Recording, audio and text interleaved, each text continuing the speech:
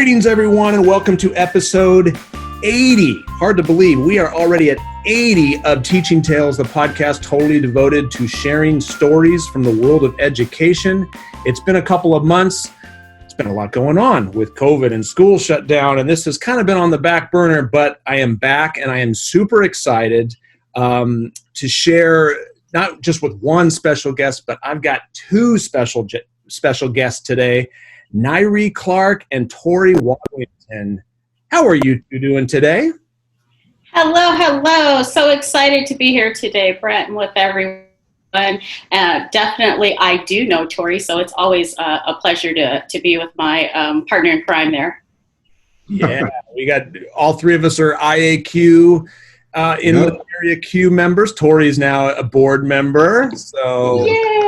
Congratulations. Which is super awesome. So we know each other, but for folks who may not be familiar, we'll start. Nyree, just a little background. Who are you? What do you do? What's your position in education? Hello. Okay, my name is Nyree Clark. I'm a curriculum program specialist for Colton Joint Unified School District. I started as a substitute teacher, became a teacher, and I have been in the district for 22 years. Through that time, I've only taught kinder to fourth grade by my preference because I like the littles. So I like teaching reading. I like teaching the little kids.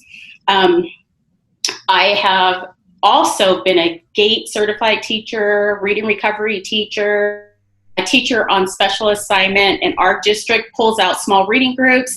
And in the last 3 years, I became a curriculum program specialist for technology, which is basically like an ed tech TOSA at the district level. So it's been a great ride. And you see those bumps because, as you get a little stagnant in what you're doing, I change positions to kind of level up myself. So that's me. That's how we learn. We step out of the zone. So, all right, Tory, how about you? Hey, Tory Wadlington again. I've been working with the district for about 6 years, I think now. I started off as an aide, just a sub aide to get a job because my mom worked for the district. I knew it would be an easy job to get. Didn't have any aspirations to become an educator at all. Actually did not like school, was not the best student, but it's okay. I love it. I found a heart for special education, particularly with children who have emotional disturbances or disabilities, or behavior kids for some. Found a love for that. Been working with them for about 5 years, off and on RSP. Next year, I'll be going back to RSP for the kindergarten and first grade group. So I'm looking forward to that. And also, once I got involved with IAQ, I got more involved with the technology side of education and became the webmaster for my site, and also trying to kind of help out with the district and stuff as well too, with any technology trainings or anything I can go to. So that's where I am now. Awesome. Well, yeah. So for people listening, like Tory and I, we're actually in the same district. So not at the same school, but we're in the same district, and your principal speaks very highly of you, Tory. So good to know. I know you're in a challenging position, a very challenging position, and you're doing a great job from everything that I hear. So, well, I wanted, as we were saying before I started recording, like I'm excited about this because what we're going to talk about today is something that needs to be talked about. And with everything that's going on in our world right now, it's dominating the headlines. Unfortunately, the reason that it's dominating the headlines is because some horrible things have happened. But it's bringing about some great discussions. I mean, from the deaths of George Floyd and Breonna Taylor and Ahmaud Arbery, and unfortunately, that list. That's not everybody on the list of people who've been killed. Absolutely.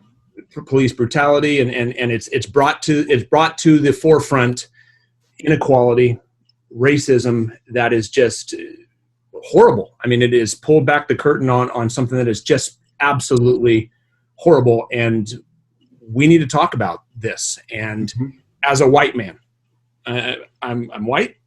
I'm a white man, and right now I know the three of us are highly involved in Twitter. Our professional learning communities, we're learning so much. And right now on Twitter, there is a call to action of what can we do to make this situation better. And that's what I'm hoping to do with this conversation here, is using my platform, albeit small. I mean, it's like mom and dad are listening. It's like, I don't have millions of followers or anything like that. But if this can be a safe space for me to learn, because I've been reading from white fragility, I'm watching the documentaries, I'm reading blog. I mean, I'm educating myself, which I know is a step, that because I do enjoy privilege.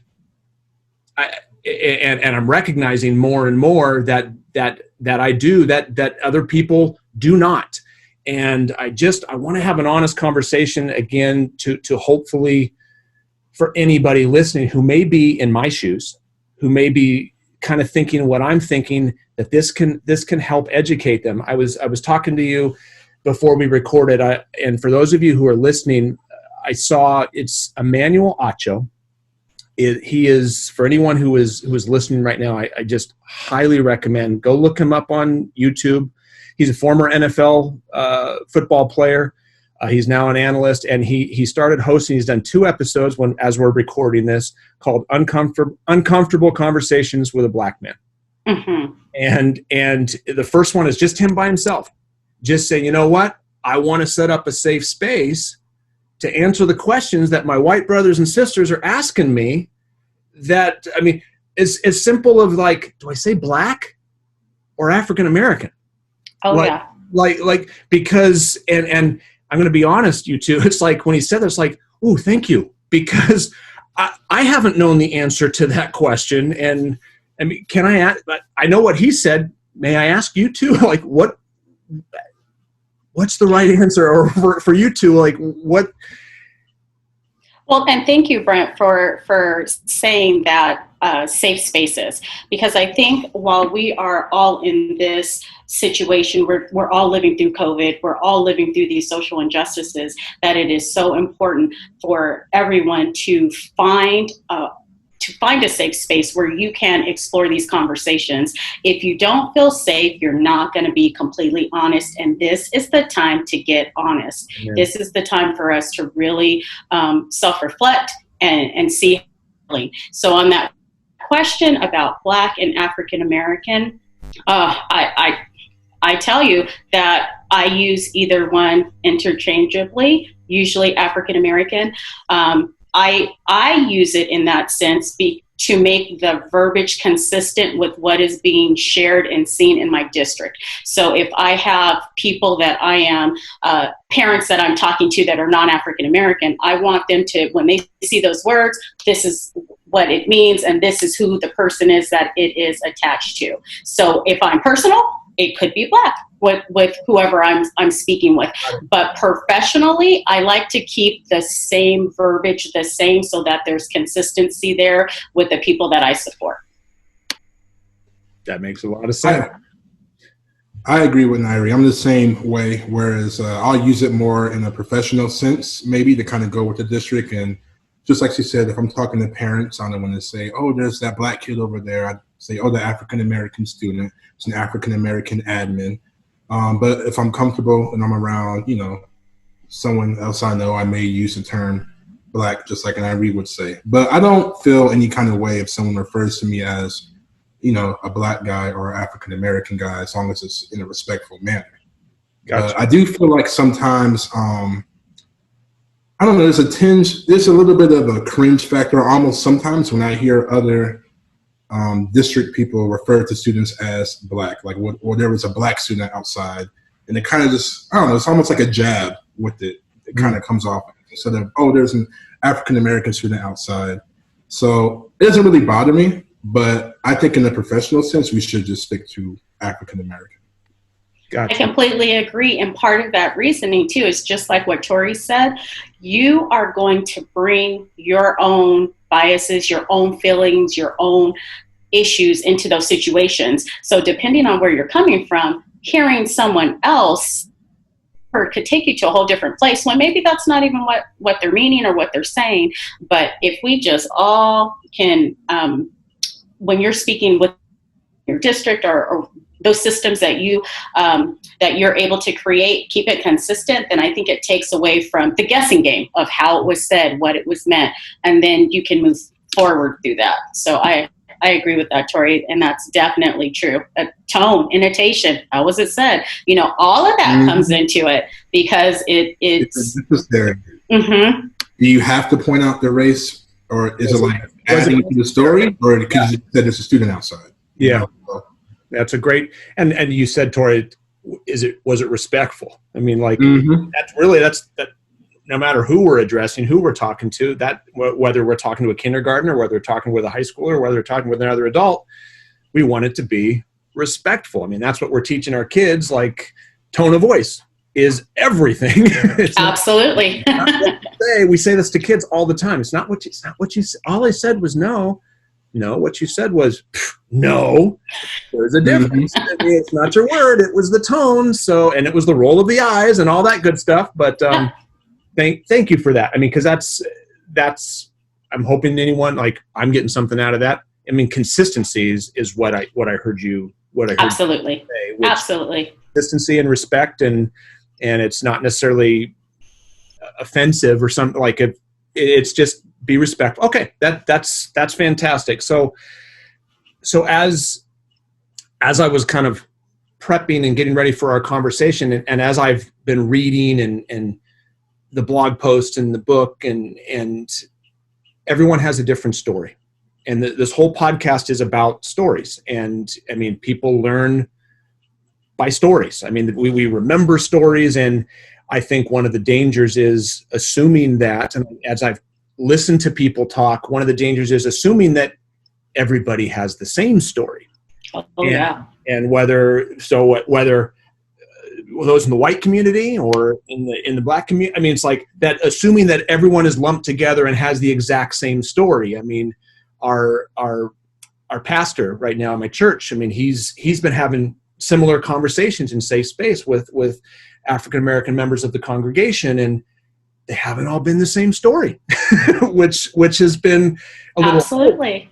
But that's great. So it's like, I wanted to ask you two, I mean, if whatever you're comfortable sharing, like just your road to education, and in terms of the inequality that does exist and the racism that does exist. Again, everyone has their own story, but is there anything that you guys want to share kind of with your story that others would get something out of? Well, I'll start. I'll have to say my journey. So I'm a little bit older than Tory, so my the things that I've gone through may be a little bit different. I was raised with my grandmother. So my grandmother raised me and my sister. I had parents that came in and out, but definitely raised by a community, like a family community. And we were in San Bernardino. And because we were in a low income area and I was fairly intelligent, I was the student that was always bused to a affluent area so that they could diversify. So I didn't go to school with kids that were in my neighborhood. I was bussed out where my sister stayed in the neighborhood. And when I was bussed out, it felt very isolating because now I'm in an area where there's no one that looks like me or very random. So there may be one African-American student in each class while I'm there. And I literally, from San Bernardino, I was bused to Belvedere, which back in that day was very affluent and hardly any African-American students in that part of town.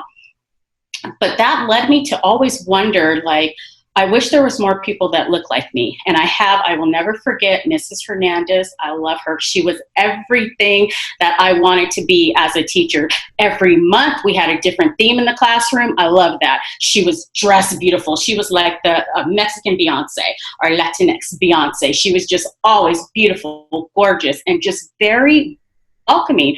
And she wanted all the students, like, she was culturally relevant way back when. She made sure that we all had a voice, we all felt loved, we were all valued, and no matter if I had the same thing on 3 or 4 times in the week, she didn't care about that. I had to make sure I was performing just like all the other kids.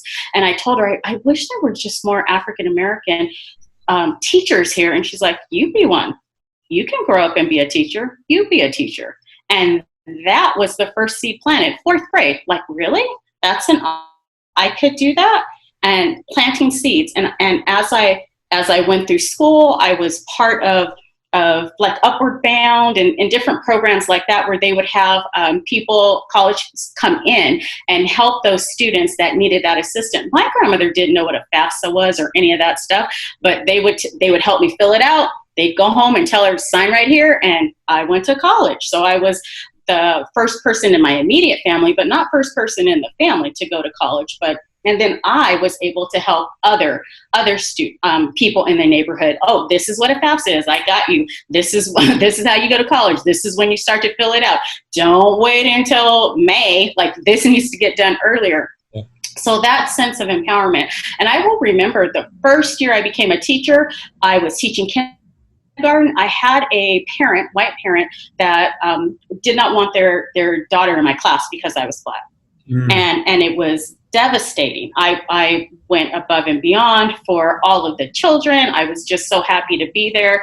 I grew up in Rialto, but I work in Colton because I want to work close to my community. I want the kids in my community to see that they can accomplish this. You can live right here in these apartments and become whatever you want to be. And I did it, and I want you to see how that looks.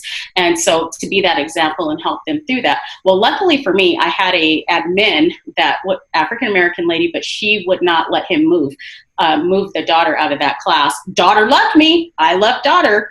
It was the parents. So I figured, I want to love this girl and teach her so much that she will always question anything that may be negative in that house. So I taught her, and I taught all the kids, and towards the end of the year, Dad was fine. We survived. He wasn't rude or anything. They did move, but that daughter, I'm hoping I was able to plant that seed to allow her to see something different, Yeah. And then I want to quickly share this part, Tory, before your turn. I also have a personal kind of a personal thing that happened, because many teachers have kids. So when my son went to middle school, and he went to my husband's school district, so we're both teachers, and we transferred him to my husband's school district. Well, he's an inter-district transfer, and he was in a AP class, and the teacher called and was saying, your son, like all these negative things, your son is not paying attention, your son is not doing this, your son is not doing that, just all of these really negative things. And then kind of, I felt chastising me about possibly parenting. Well, he's in inter-district, so there were assumptions that came with that, with poor grades. So I let her tell me her thoughts. And then I quickly said, okay, well, let me explain who I am. So I explained who I was, that I am an educated woman. I'm a teacher. My husband is X, Y, and Z. My son is going to stay in that class. And let me tell you his background. I gave her all the context of who my kid is. And all of a sudden, everything was okay. She treated him differently. All of a sudden, she got very invested in him because she knew I was invested, and I can come to your school and let's have a conversation, all of us together. And no. She didn't want to do that at that time. She understood. And from that moment on, she had a different way of dealing with my son. And my son's a high achieving student, but he was having a moment adjusting to a new school. But I say that to say she assumed, because of who I am, how I was, and she couldn't have been further from the truth. And then she had to deal with me, and not in a negative way, but she knew that I was accountable. So I held her just as accountable as she was holding me and my son to those standards.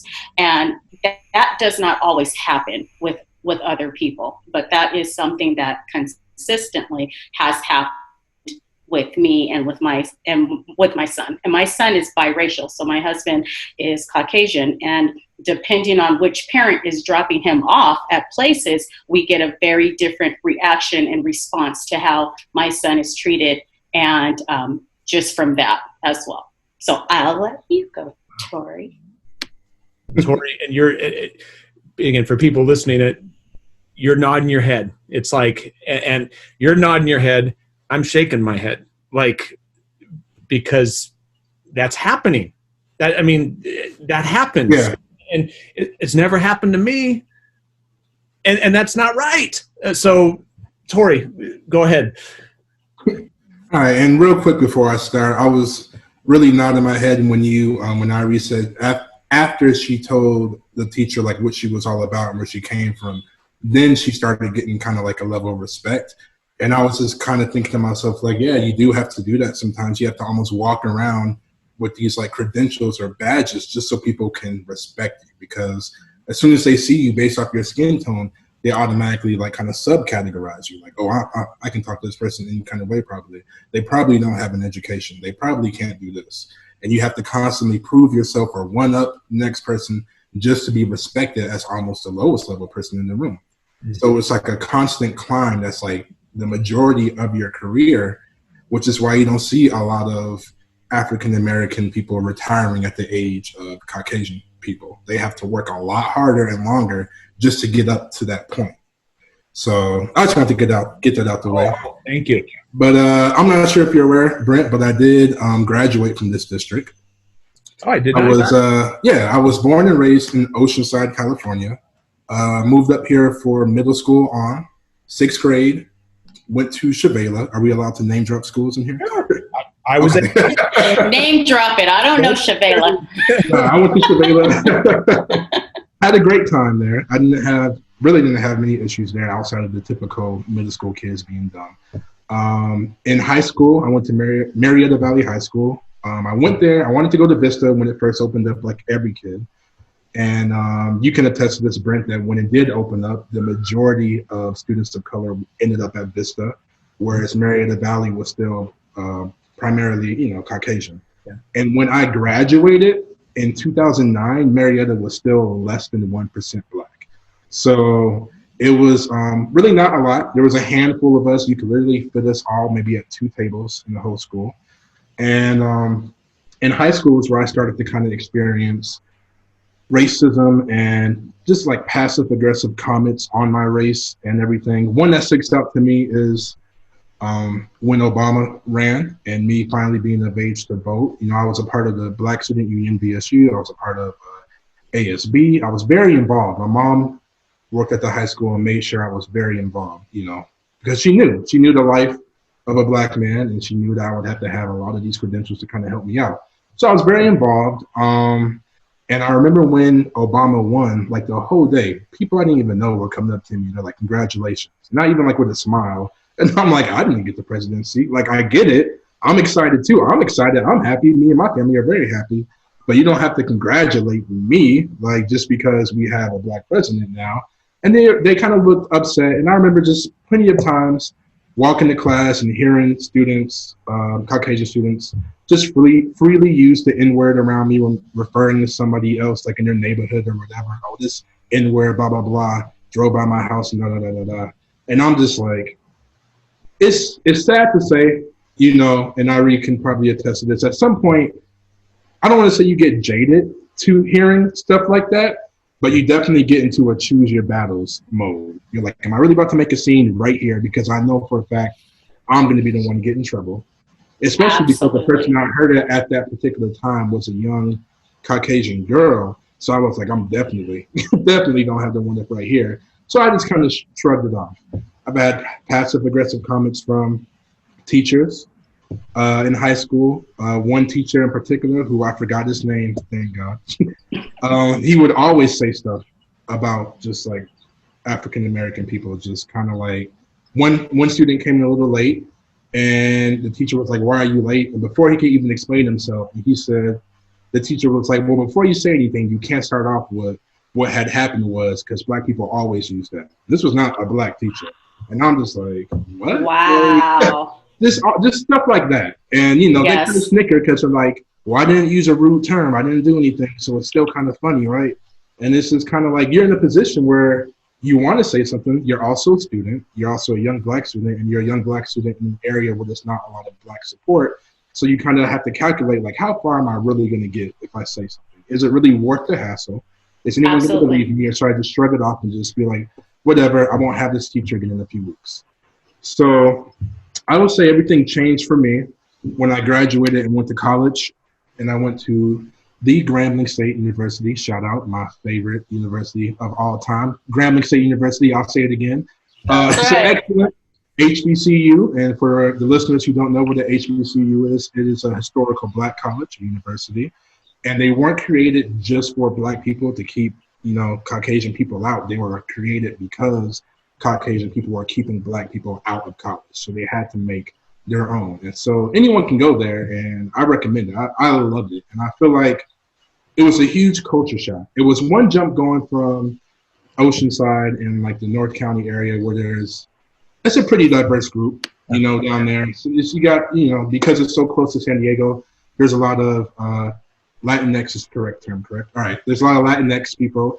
You still have your Caucasian people because you have the beach and stuff. So you have surfers, a lot of people in the military out there, and a lot of African Americans. So I had a lot of friends of every race down there, and I was kind of cool with it. And then in Murrieta, like I said, there really wasn't a lot of people. I had white friends, and they were fine. They were cool. They weren't doing anything crazy.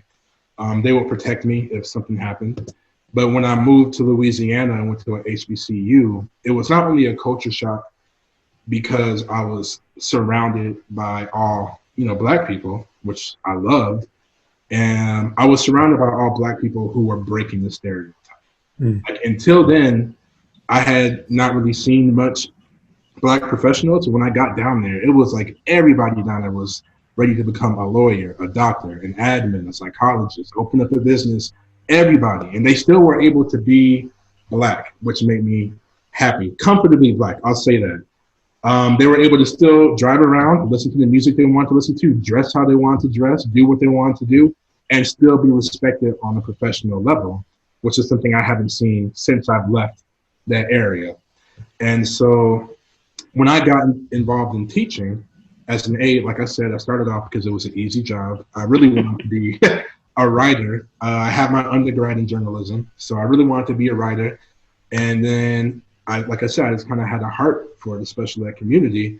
And also, I started noticing that everywhere I went, random Black students would kind of like point to me. And it reminded me that when you are, I'm just going to keep using Black. I don't want to keep changing. I'm sorry. When you are Black and you go somewhere that is not really primarily your race, when you do see another person of your race, you're just kind of like, hey, yeah, it's you. Hey, okay, we're here together. And so Absolutely. They were being a Black educator on campus. And I was like, okay, there's a need for this, obviously. So I just pursued it. And now I love it. All of the Black students on my campus immediately kind of come up to me when they feel unsafe. And I'm like, hey, yeah, I'm here for you. Let's talk it out. I understand I'm on a different level. They may do something that the school may not understand. And I'm able to kind of bring in the perspective from my community on, no, that's not what they meant. This is what they really meant. And kind of, help out in difficult situations there. But at the same time, it kind of gets tiring. I don't want to, it's almost like if all three of us were working together on campus, and anytime a Caucasian student came up to me, I was like, oh, can't help you. Let me go find Brent. So I went to go find you. Or if it was a female, oh, can't help you. Let me find Nyree. It's like, no, you know how to help the student if you want to work on campus. You can't say, oh, I can't help you. Let me go find a Black representative for our campus to help you. And I kind of find myself in those situations a lot. I'm not unhappy at my site. I don't, hey, I got to get this RSP job next year. But it is, and it's no fault to them. They love me, they respect me there, and I understand. But that's why there's like such a need for more educators of color. There's only, if I'm correct, there's only 3 or 4 of us on campus who are Black. And I'm the only teacher, and then one's a counselor, and then one's an aide, and then one's a behavioral therapist who's there kind of off and on. And so that's it. The rest are all, white, and you have some Latinx sprinkled in, the Asian community sprinkled in. But one thing that made me notice the main difference, one quick story or two. Once I left campus to get lunch and I came back, and as I was trying to get in, this is not the first time this happened either, a parent stopped me and they're like, "Hey, can I help you?" And I'm like, "Nope, just trying to get back to my job." And they're like, "Oh, you have your badge?" And I'm thinking, like, I know you didn't ask anybody else this. I know for a fact. I don't always want to play the race card, but I'm like, I know for a fact you did not ask anybody else who has a key to a back gate who's getting on campus, "Can I see your badge?" And so I was like, I said no. And I just opened the gate and I went in, and they were just kind of like upset. And then also on top of that, I feel like I have to dress a certain way, whereas other teachers can come in hoodies and sweats and shorts and stuff like that, and it's fine, it's casual. But then when I do it, it's streetwear, or oh, it's hip hop. Oh, Tory, that's cool. You look like Fresh Prince. And it's like, I'm just trying to dress. I don't look at you and say you look like, I don't know. I was trying to think of I don't know. I don't know. Like, I don't say stuff like that. Hey, you looking like Jim Carrey today. No, it's just an outfit, and it shouldn't. My race shouldn't, and my outfit shouldn't make some type of, symbol to you. So that's kind of been my experience. Less in IAQ, I've learned. That's a pretty good diverse group, and I've learned a lot of respect there because we're already like in our own subcategory of nerds, to kind of say we're all kind of getting along together anyway. And that's why I love IAQ so much and Q so much, because I've been so respected and welcomed there. And ideas like this and equity in action, shout out, it's all it's welcome. Everyone's like, yes, let's do it. Let's fight these stereotypes. Let's bridge these gaps. So yeah, I talked way too long. Sorry. No, Corey, I love it, because when you said that about clothes, it just made me see, Brett, you probably don't know this, but for the African American woman, when we're thinking about job interviews, one of the things that we have to think about is, how is your hair going to be? Usually before a job interview, I make sure that it is straight and it's all tucked under so nicely to make sure that when you're interviewing, hopefully they can see past your color and they can see you and your words. Because coming in with your hair braided, or if it's in a very wavy, curly pattern, can have annotations that you have no idea of what their context is with that. So there's that. I've had situations like that where I dress a certain way to get the job, and then once I get the job, then I can be more of myself after that job has been secured. Then I can put my hair in braids, or I can do different things that I want to do because I've been allowed, or that I've had the ability to get my foot in the door, and now I can grow after that. Which, first of all, thank you for both of you sharing those stories, because you're right, Nyree. I haven't thought about that. I mean, I don't have any hair, but but in terms of job interview of having to straighten your hair, and going back to what you said, Tory, and I heard somebody else in a video that I watched, like, you're having to work twice as hard to get to the same spot, and you're having to think about something extra just in terms of the dress for a job interview. I mean, as you're talking about that, I'm thinking there's an example, one small example of privilege that I possess, that I didn't ask for, or that I wasn't even necessarily aware that I had.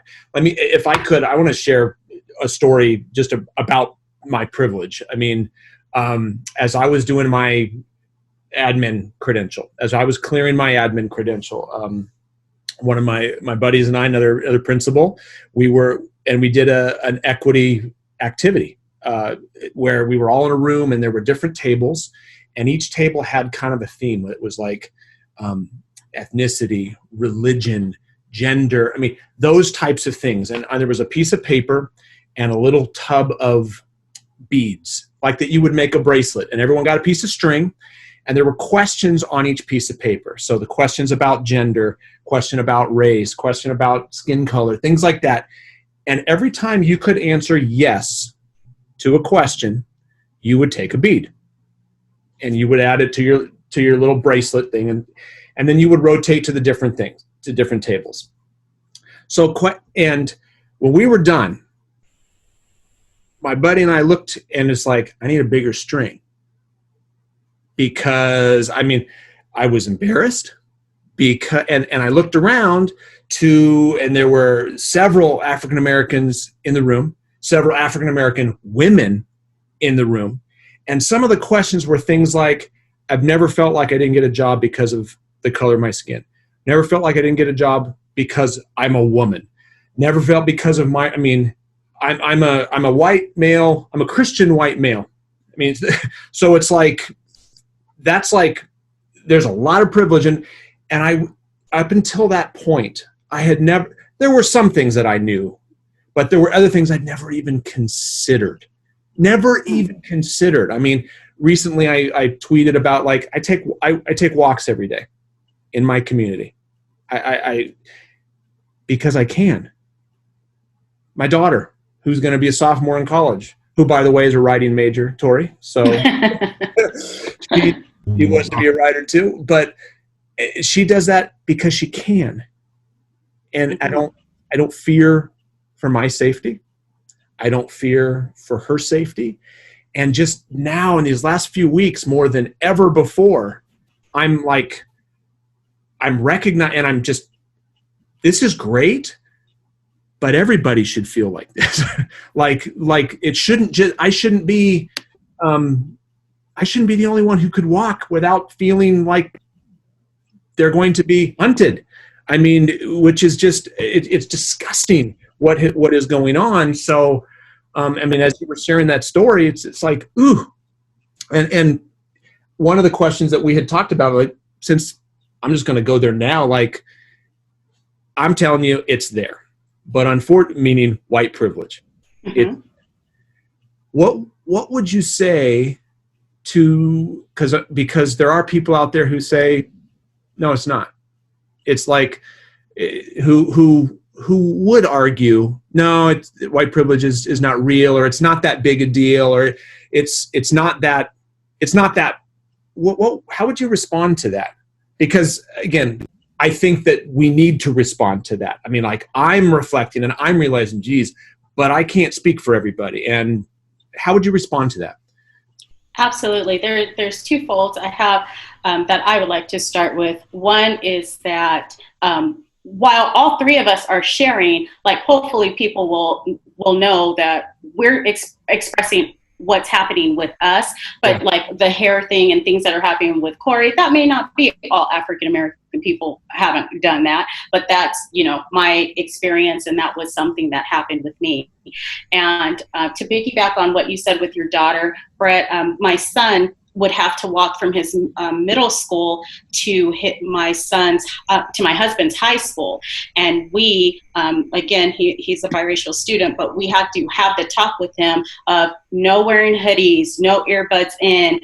When a police officer stops you, this is how you need to respond. Make sure, like, the whole list. Also, my husband was stopped by the police officer. He starts automatically going through to get his driver's license and the paperwork. And then while he's doing that, it just dawned on him. He's telling my son, if this happens to you, you cannot start touching things when you are in the car. You need to put your hands here. So even within our family, we have that conversations about race all the time, because the privilege that my husband experiences, and that is he's just born with because of race, my son and I do not share. And that is definitely a difference in how we have to perceive. And I will tell you that still, as a African American mother, I was still worried about him getting from point A to point B. I pray for my child every time he leaves this house, that we started Ubering him just for safety, because I wanted him to safely get from one point to the next point. And I didn't want him walking because to me, it was safer for him to get from one point to the next point without a police officer thinking he fit the description of someone and any of that. And so that's what we chose to do.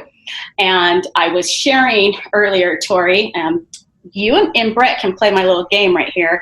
I was sharing with Brett that on Instagram, I found this checklist of privilege by Wellness Dialogues. And it's a checklist of about 40 different questions to ask yourself, like you were saying with the beads. Mm-hmm. So I just quickly typed in some that I want to share with you guys that affected me. So you just think about this checklist about your level of privilege, and then let's talk about it after this. So here's my questions for you.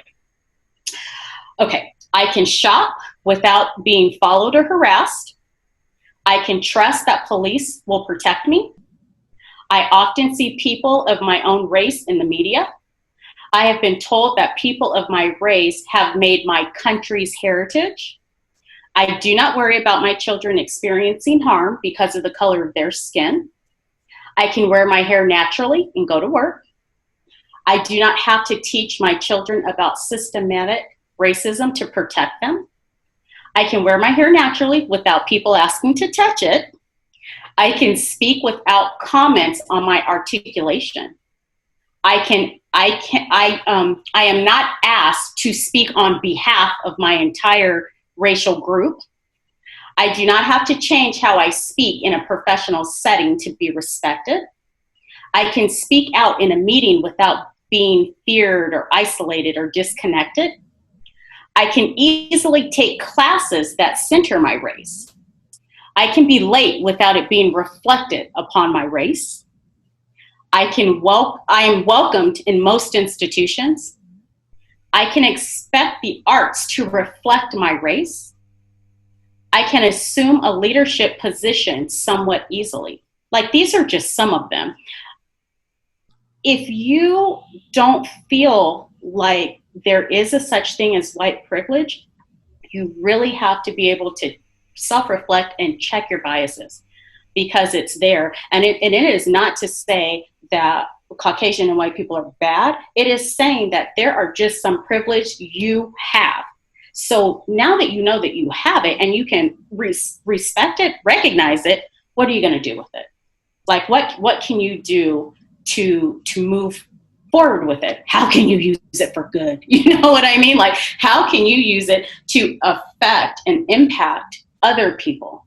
Because I would answer yes to every single one that you just read. And I'm a no on every single one. Yeah, I'm a no too, especially when you said the articulation piece. I was thinking about that earlier. I'm like, I always get that. Oh, you're so well spoken. Oh, you're so. Oh, yeah. And I'm like, okay, thank you. I didn't know if you expected me to just be like breakdancing in the corner or something, but absolutely. Like, I have an education. I have my master's degree.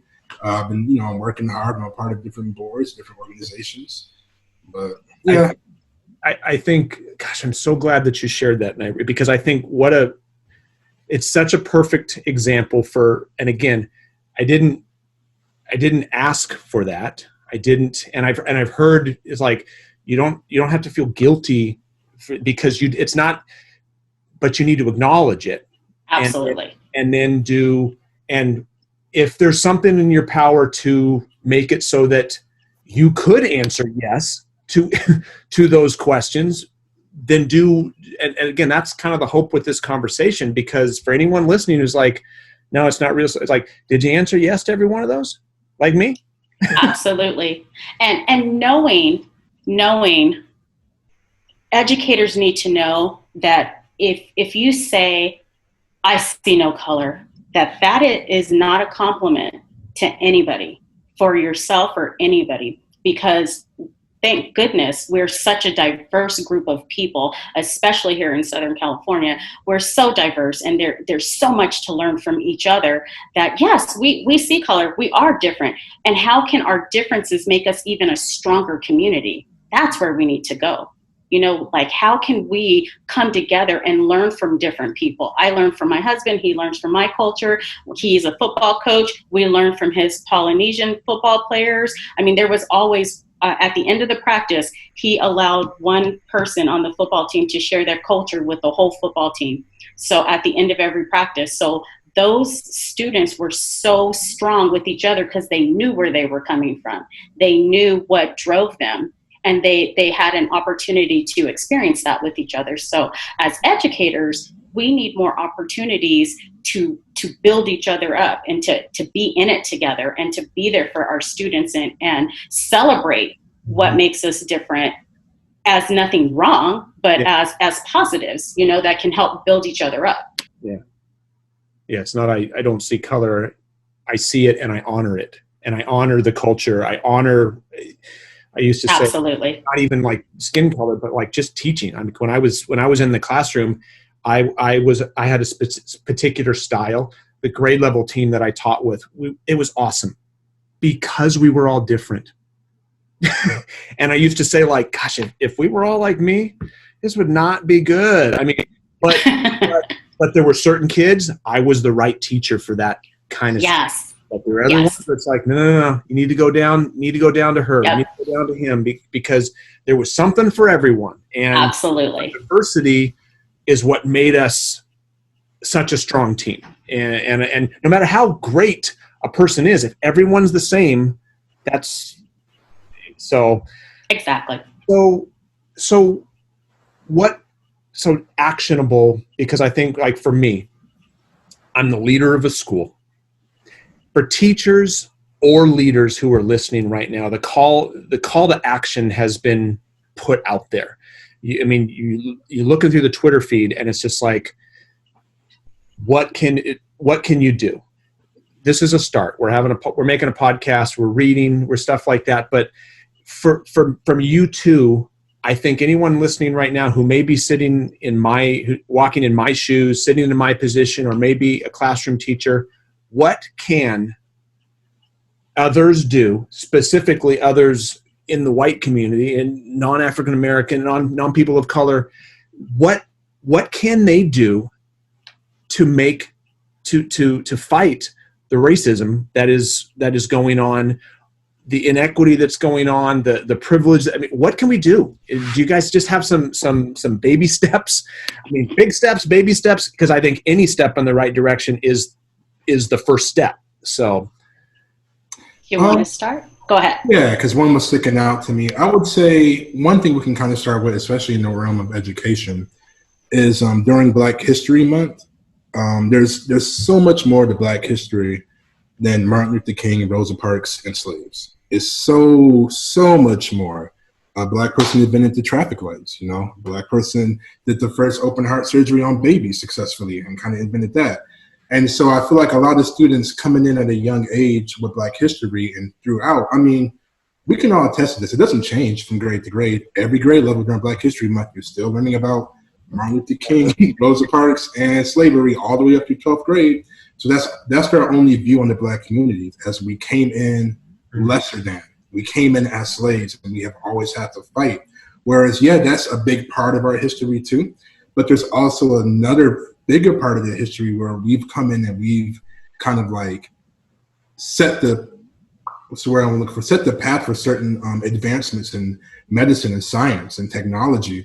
And I think if people are taught that growing up, then they'll naturally not see, I would hope they would naturally not see African-American person as lesser than, because they won't see them and be like, oh man, the Black person, slavery, oh man, I should treat them this way. It's like, oh man, a Black person. Oh yeah, one of them invented this in medicine. Oh, that's cool, And it's just a different way of looking at them. Whereas in other history, you don't just hear about how Caucasian people suffered and where they started off. And it's just all these great things they've done. And so you naturally see them as great people, Same with like history for Latinx people and just all of that stuff. I think there needs to be a lot more deeply rooted. They should invite African-American speakers to come speak at schools. I'm tired of kind of walking around and seeing the same Martin Luther King coloring page every single year, and that's Black history. That's it. We did that, and we watched a little PBS special on YouTube. All right, cool, let's move forward. It's like, nah, have somebody come in who can really, really teach Black history that's outside of the norm so that they have a different perspective on what the Black life is like. And I think that's one way to really start. You have a follow-up, Nyree? I didn't really have a follow-up. Oh, no worries at all. I'd like to piggyback and add on to what Tory is saying. Is definitely teaching multiculturalism all year long and all the cultures. So if it's Thanksgiving time, then how are we bringing in all the cultures during that time to supplement what's happening and going deeper in that? So we're not just teaching these subjects in isolation. We're not just giving Black History Month in February, because I remember feeling invisible until February. And then all of a sudden you have all this attention, and then it peels off again when you go on to the next one.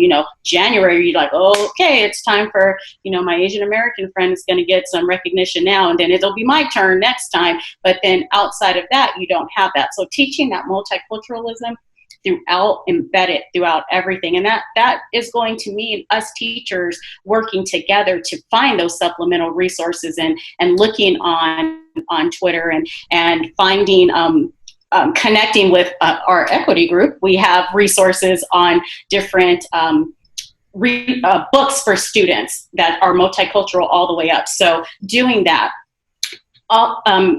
working with the community, like Tory said, bringing in people, bringing in your parents that could be, that can help to add context. Also, like you were saying, Brent, we're all reading, and we're reading from the perspective of what we need. So what you're reading, Brent, is probably different than what I'm reading, but we're still reading. So having those conversations and seeing like, hey, what are you learning? What am I learning? Doing book talks. I signed up for a book talk with Midnight Pedagogy on culturally relevant, responsive teaching. Amazing, on your own. So looking for those resources and maybe doing book studies with your grade level, or if your school. I have in our district, we have elementary principal, shout out to Jessica Gomez, that leads the way at doing book studies with her whole staff. So that staff is strong in those strategies and those thoughts and feelings moving forward when the kids come. They always do it in the summer. And then when the kids come back, they have those strategies to build on. And also for teachers, it's our time to be transparent, to be a little vulnerable, check our biases. We all have them. Check our biases and really see where we can move. We're all in different places. So see what we can do to move forward to be better teachers for those kids that we serve. And not let it be about ego, but what can we do to make it better for this kid in the class, and all the kids, giving all those kids voices.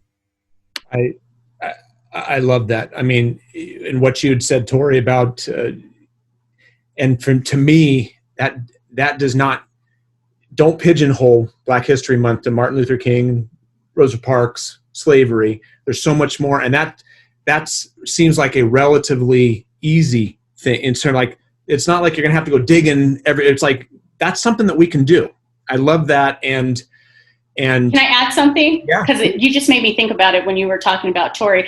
What Tory said is that you want people to see African Americans as humans. That's part of the problem that we're having with all this social injustice, is that we're not being valued as human beings. And we do that during literature. Have your students read stories where kids are doing the same things as all the other kids, so we should be reading nonfiction as well as fiction. They should be able to see strong African American characters that are superheroes, that are in these different areas where they're being regular people, not struggling. So yes, that was the hard part about Black History Month, is when it came, everyone's going to look at you and it's going to be slavery, and it's like a downer. It's very depressing, because that doesn't make anyone feel good either, at our time. But what about reading some stories where we have characters that are strong and vibrant and problem solvers, and they're seen as people? That's going to help humanize us, because for some people, we just aren't. Unfortunately, we are not seen that way. And if we can start with the younger generation and start giving them those literatures of all the cultures where they can see all of themselves as being humans and being people and seeing the commonalities that we all share, that will make a big shift as well. Yeah. When you'd said like, make it a year-long thing and not just, that reminded me, I remember, hearing one of the teachers in our district talk about her son. Like, my son hates the spotlight. I mean, like he does, like Friday Flag Awards and stuff. Like, he didn't want to get those awards because he doesn't want to walk up on stage. And mine too. and that just reminded me of one of the African American teachers in our district was talking about her son, and during Black History Month, kind of like you had said, Tory, like everyone's pointing at you, like, oh, there's somebody who looks like the spotlight was completely shined on for that, and it's like some kids don't want that, like at all. And just so, what a great reminder of if we can celebrate those cultures all the time. And what you said too is you use that word, like I think you said uncomfortable. That's for me, like my takeaway for what I've been reading and we're doing, our district is doing, I mean, Tory, you probably saw the email come through, like white fragility. We're doing a district-wide book study. Admin had already been on this road doing that. And I'm telling you, like, I've got my wife reading the book right now, and it's uncomfortable. Oh, yeah. And just because I'm reading stuff where it's like, oh, I never thought about that before. And I think what I would just say for anyone who's listening to this right now, who is perhaps in a position like me, embrace the discomfort, because we say it to our students all the time. Absolutely. Growth mindset. This is how you grow. It's going to be hard. Yep. Are we willing to do it? I mean, and again, that's so much easier said than done, but we got to practice what we preach. Absolutely, Brent. We grow in discomfort. You know, we don't grow when everything is fine and even. We grow when we're uncomfortable, because we want to get comfortable again. Yeah. So we work on the things that will help us get to that comfort level. But can you just imagine, like right now, we're probably almost all of us very uncomfortable. And if we're learning and growing, can you imagine what we're going to be able to create and the shifts that we're going to be able to make for these students and for each other? Like I'm just so excited about what can be. Oh, yeah. Sure. From what we're talking about in terms of equality and racism. But with the COVID shutdown and schools, think of what teachers have been forced out of necessity. Oh, yeah. When we get back to some semblance of normalcy, right. The tools, the skills that teachers have now, that admin has now things like we're doing this through Zoom right now, which most people had never done before this. Absolutely. Now it's part of our tool belt.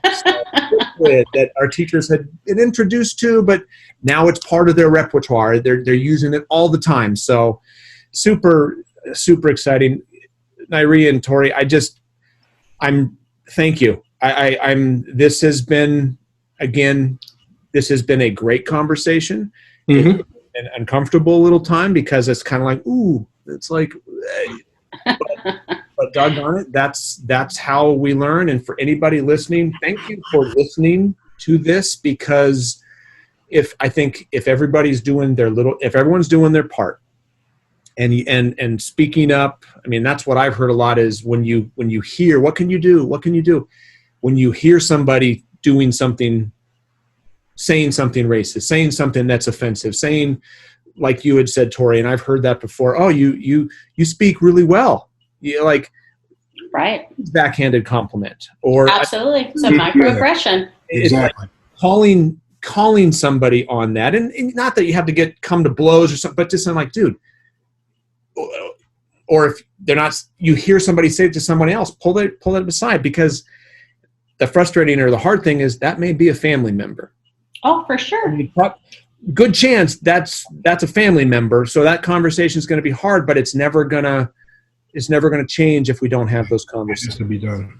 Absolutely, Brett. I tell you what, my husband and I have been married for 25 years, and we've been together 31 years, and I'm 48, so right out of high school, and we have a lot of family members that we've had to that have had to unlearn some some things. So it's professionally and personally, we all go through it. But if we're able to do it, together, strengthen each other. I will suggest for people that are on Twitter, one of the things that I've noticed that, Twitter can be a little bit uncomfortable right now. And one of my pro tips, create yourself a list. So this was the first time I'd done it. I created a list of people or organizations that I want to follow that are on diversity and racism and just the subjects that I'm looking at right now. And when I go to Twitter, I can click on that list and I can get right to the people that I really need to get that content. So if you're taking a social media break because of it not feeling very positive or friendly for you, that could be a way for you to still go on Twitter, still use those resources, but just narrow your focus where you're getting exactly to the information that you need to get to. Great. Yep. That was helpful for me. Yeah, great tip. Well, again, I want to thank you too and you've referenced equity in action. I mean, so contact information and if there's anyone who's listening, who's like, I want more, where can I find more? Where can I connect with Nyree? Where can I connect with Tory? Give us the scoop. So thank you, Brett, for referencing equity and action. So again, Tory mentioned equity and action. So we are founding members. There's 6 of us that have created a research group that is looking at how we can create welcoming spaces at professional development situations.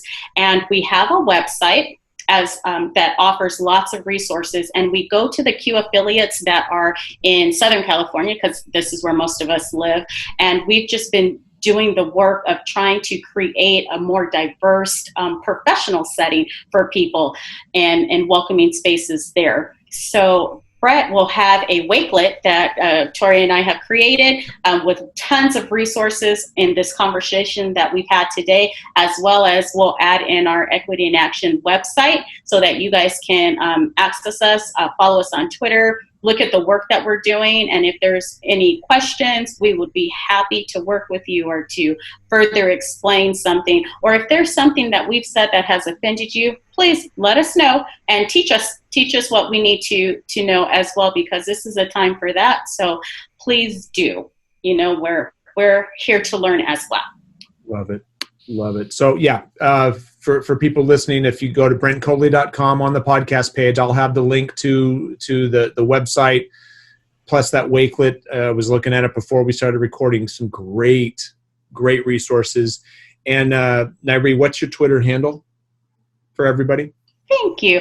I am at Miss Nyree, Nyree Clark. All right. And Tory? All together. Tory, yours is? I'm at That Dope Teacher. That is it. Because he's that dope. Also, I wanted to kind of say, for those who do want to educate themselves right now and aren't really book readers, there are some really good documentaries out there right now. Netflix has made a fantastic section on their platform of all Black documentaries and movies, and it's going to be a tough watch for sure. It's going to be a tough watch. It's no Tiger King, so you won't be having memes, but I think it's very necessary going forward, because what's going on right now is happening regardless. So when we do return back to our professional settings and you're around your African American coworkers, it's going to be weird at first. We can acknowledge that. It's going to be weird at first, and you're going to want to know what side you're on immediately. And so if you really want to educate yourself so you can go in there better prepared, I highly recommend that. I also recommend looking at HBCUs. I hadn't even heard of HBCUs until I graduated high school, or was close to graduating high school. So I know there's still African-American families out there who have not heard of HBCUs. It's okay for your kid to go there. It is not lesser. Look at where I'm at. I'm out here doing fantastic right now, thanks to Lee Graham State University. And they're going to have a great time. And I think high schools should talk about HBCUs more as well. It's not, I know we're in California. You want to talk about, the UCs and the Cal States and stuff, but HBCUs are great too, and they're not lesser than. So yeah, that's all I want to kind of say. Love it. Well, Nyree, Tory, thank you again. And for everybody listening, thank you. As I say pretty much at every episode, thanks for listening. Hope you got something out of this. Even if you didn't, I did. So, but I'm guessing that people are getting something out of this, because thank you for helping create a safe space. Hopefully people have been able to stretch themselves in a safe way, and it's prompted them to whether it's pop on Netflix, get on a book on Audible, start reading those blog posts, or just getting on Twitter and doing that. Just be uncomfortable. Yeah. Be uncomfortable. Absolutely. Because that's how we grow. So Thank you so much, Brett. Yeah, absolutely. Thank you, both of you. And again, for everyone listening, if you haven't already subscribed, be sure to subscribe to the podcast Teaching Tales. It's in iTunes. You can find it on Google Play, Spotify, Stitcher, or you can listen directly on my website at brentcoley.com on the podcast page. All right, everybody, thank you for listening. And until next time, be safe and have a good one.